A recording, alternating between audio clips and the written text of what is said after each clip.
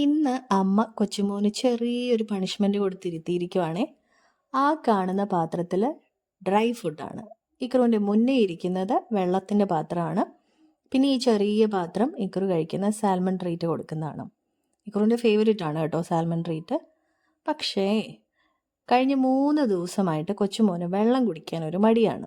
അപ്പോൾ അമ്മ പറഞ്ഞു, ഈ വെള്ളം മൊത്തം ഈ പാത്രത്തിൽ കിടക്കുന്ന വെള്ളം മൊത്തം കുടിച്ച് തീർത്തെങ്കിൽ മാത്രമേ ഇനി മോന് സാൽമൺ ട്രീറ്റ് കിട്ടത്തുള്ളൂ. അപ്പോൾ ആള് വളരെ കഷ്ടപ്പെട്ട് ആ വെള്ളം കുടിച്ച് തീർക്കുകയാണ് കേട്ടോ. പറഞ്ഞ സമയം തൊട്ട് എൻ്റെ കൊച്ച് വേണ്ടെങ്കിലും വെള്ളം കുടിക്കുവാണ്. ഇത്രയും മനസ്സിലാക്കാൻ കഴിവുള്ള നമ്മുടെ മക്കൾ പോലും ഒരുപക്ഷെ നമ്മൾ പറഞ്ഞാൽ ഇത്രയും അനുസരിക്കുമെന്ന് എനിക്കറിയത്തില്ല.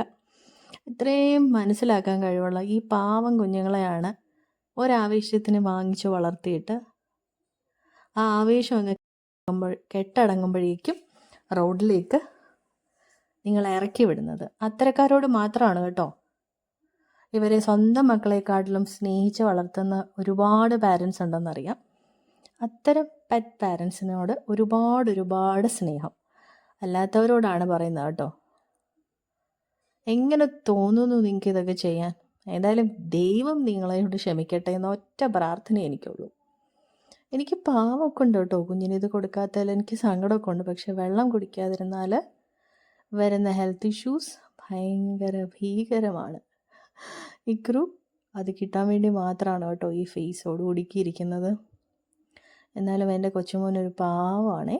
പുതിയ വീഡിയോയുമായിട്ട് വീണ്ടും കാണാം. അതുവരെ എല്ലാവരും ഹാപ്പി ആയിട്ടിരിക്കൂ. ബൈ.